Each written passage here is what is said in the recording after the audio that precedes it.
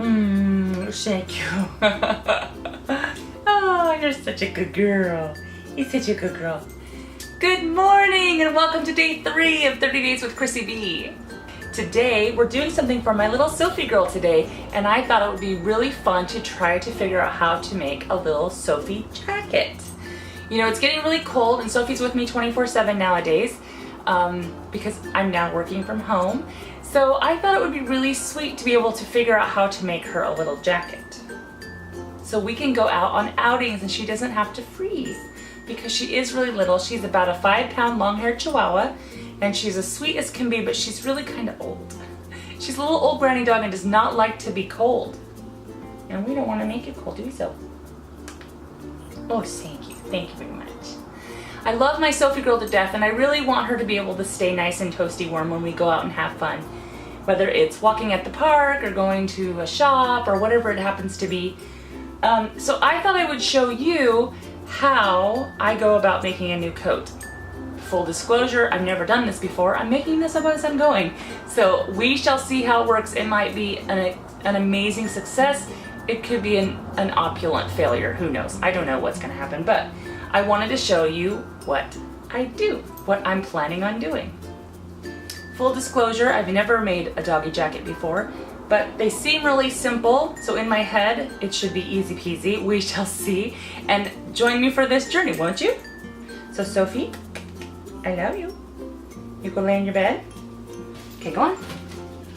What's a good girl? Good girl. Good girl. Let's talk about what you're gonna need for this project. Now, I have this little jacket that Sophie had gotten from one of my sisters. It has like a little faux fur collar on it. It's really cute. And it closes with Velcro enclosures. And it just kind of sits like that on her. Keeps her warm. She really hates this fur collar though. It's really kind of tall and kind of goes way up onto her head.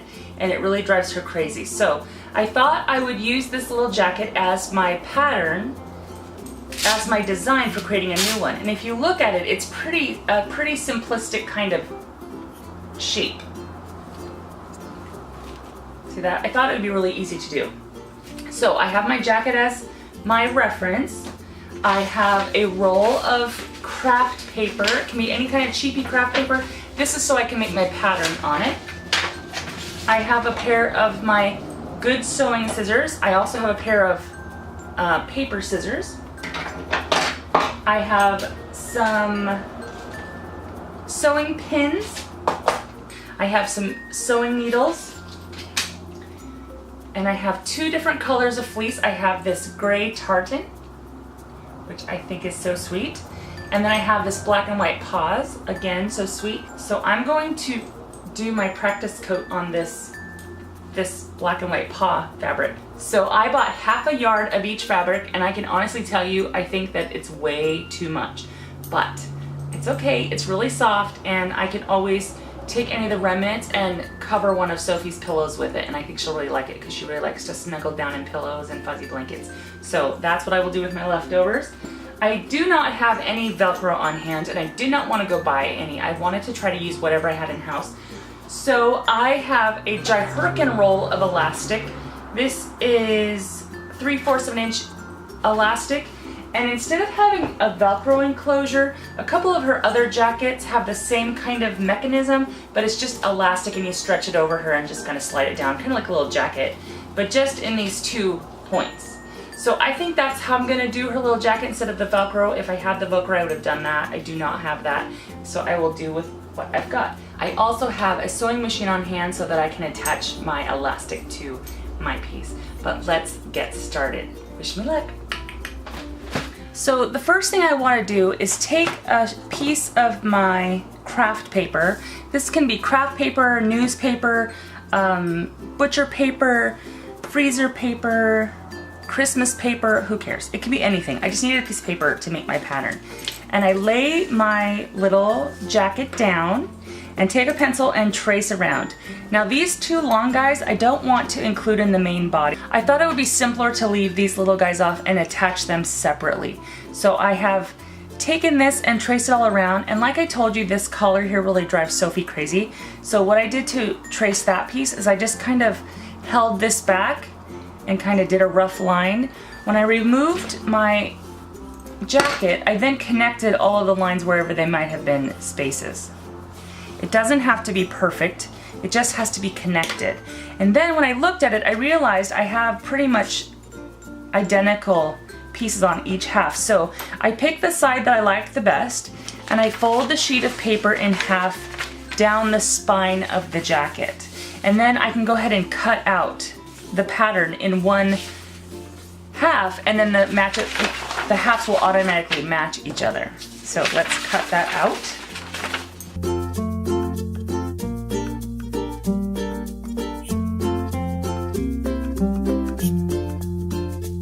Okay, so now at this point you have a piece that looks something like that. And if you open it up, that's what it looks like. Now I think this will work really well, and at this point usually what I would recommend doing is measuring this to Sophie herself to make sure that this jacket will actually fit. This should hit behind her head, and this should hit right at the top of her tail. So I know that this jacket fits Sophie perfectly, so I'm not going to measure this to her because I already know that it's a perfect fit. However, if this was a jacket or a pattern that I was not familiar with, I would actually take this to her and measure it to her to make sure it doesn't need any tweaking. The other thing I need to make patterns for is the little connecting straps on the edges. So to do that, I have an extra piece of this fabric, or this paper, the scrap paper. And I also think that they're gonna probably be identical, so let's measure. They are. I just need 2 of that exact same length. And I think I could do that by just folding my paper in half. And to make my life easier, I'm just gonna take the fuzzy end and I'm going to set it, let's minimize some cutting here. I'm gonna take it right to the end as much as I can. And I'm just gonna trace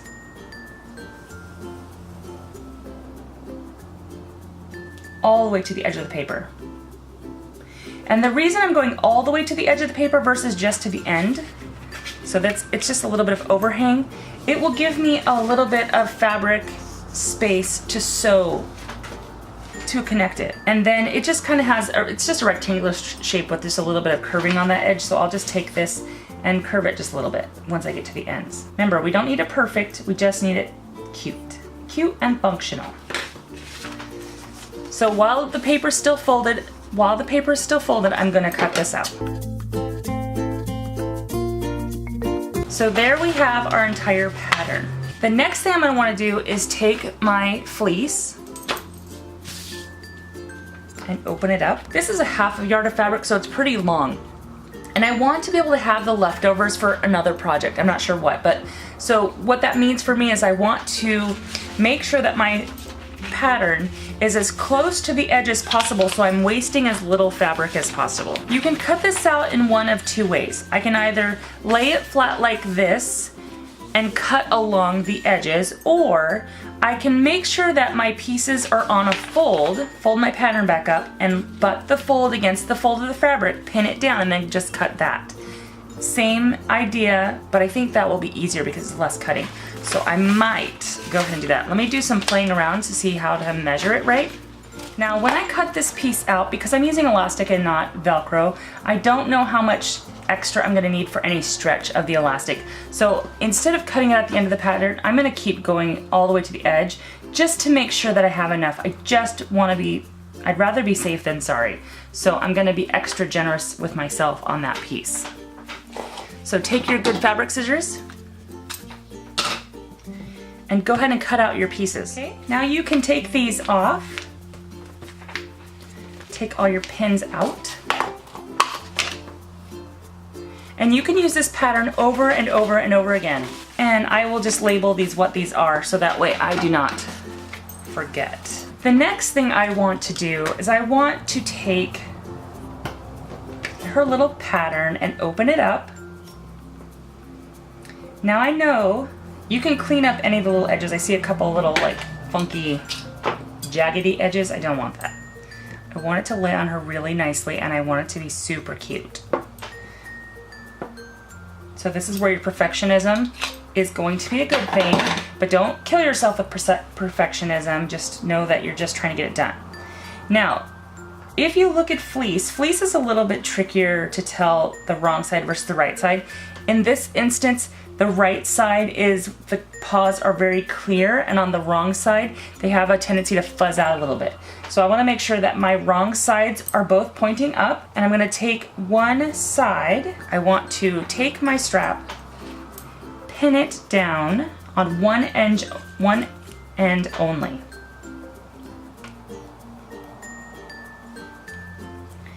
I'm gonna get my sewing machine out, and basically what I wanna sew is I wanna sew a little tiny rectangle.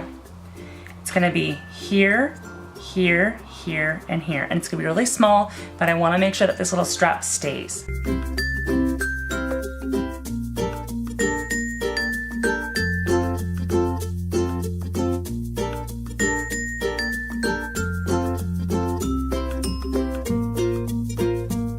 I really could not figure out how to do the Velcro or the elastic without it touching Sophie. So I just did a quick run over to Michael's and got myself some Sew On Soft and Flexible Velcro.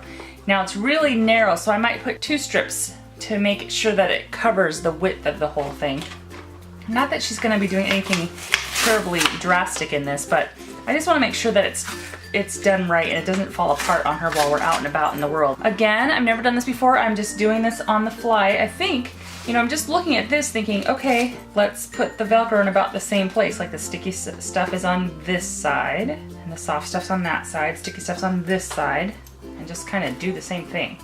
So, and I'm gonna do it by hand. I got myself some all-purpose polyester thread. So I'm just gonna cut a couple of pieces of this. So for the arm, I'm just gonna kind of sew them side by side, like so. So I'm gonna sew those on with needle and thread. And I'm gonna just do one and I'll be right back. One of the arm ones and I'll be right back.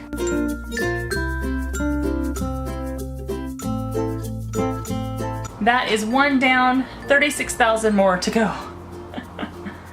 Yes, I know, there's only 2, 4, 6, 7 more to go. I did end up cutting a little bit shorter because I felt like it was gonna be too long.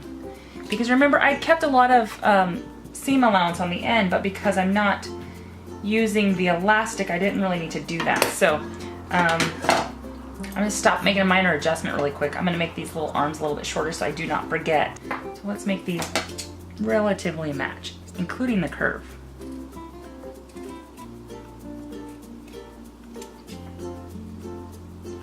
Doesn't have to be perfect. It's gonna be under her little tummy, so you won't be able to see it anyways. I just wanna make sure that I like it. Now to sew the next 7 Velcros on. Whew, it's gonna take a while. Instead of making you watch this entire process, I'm gonna turn the camera off, and as soon as I'm done, I will be back. Okay, so all of my Velcro is now properly attached. So I did try this on Sophie, and she is much smaller than this jacket. I don't know why I never realized. So I ended up putting the hook Velcro much closer to the edge than I was going to. And so what that means for me is I have this long piece of overhang. So I'm gonna cut that down so it looks a little bit shorter. I just don't want to have to tuck that under her every time we put the jacket on her. So once that's cut, I'm just gonna round out the edges.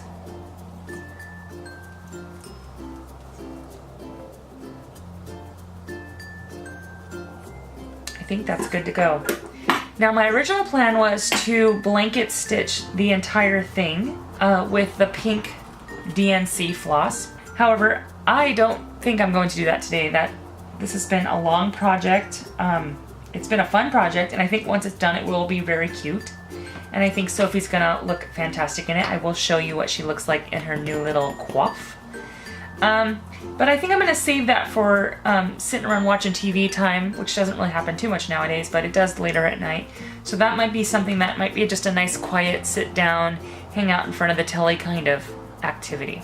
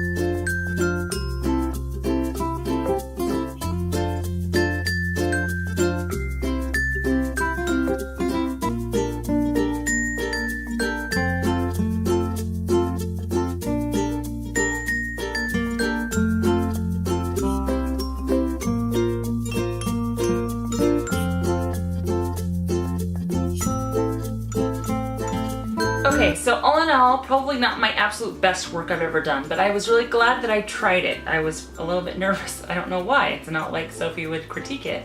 But I think it turned out cute. I really think that the blanket stitching around is gonna really make it, so I have to go figure out how to do that. There are two things I would have done differently, and the first thing would be is the strap that goes under her little tummy is I would have made sure that both of them were short enough that they met in the middle versus the strap coming all the way across her. I think that would probably been a little bit more comfortable for her, but she's hanging out in there right now. She doesn't seem to mind. The other thing that I would have done, and what I might still go back and do, is I would add a little opening at the very back. One of the drawbacks to a jacket like this is that there's not a way to put a leash on her when she wears a harness. She's, you know, Chihuahuas are really small and they can't, it's not safe to leash them at the neck because they have such fragile little windpipes, you know, they're just really kind of fragile. So we like to put her in a harness and then the leash connects directly on her back. So I will probably make an opening so that the leash can then go through that, so she can wear a harness first, jacket over the top of that, and then I can leash and walk her, and there's no problems with that, which is really good. Like I can get away here in Salem with letting her go places. There's a few places that she's allowed to be leashless. I don't know about Portland. I think so far, all of my visits to Portland, all dogs are on leashes. I think that's just a general rule. And she doesn't mind being on a leash. I think she prefers to be free, but yeah. I think that's probably one of the only things I would have changed about it besides her little tummy straps. But I really like it. I thought it's ended up turning out really cute. If it wasn't for the middle of the day shopping spree that happened, I'll share more later, maybe tomorrow, it probably wouldn't have gotten much faster. As it was, it probably took about 2 hours, I think, to get it all said and done. It took about 2 hours to do. And that would have been a little bit shorter if I didn't spend so much time just trying to figure out how I was gonna go about making this little jacket for her. But anyways, you know, I love you guys. Thanks so much for watching, and I will see you tomorrow. Bye for now.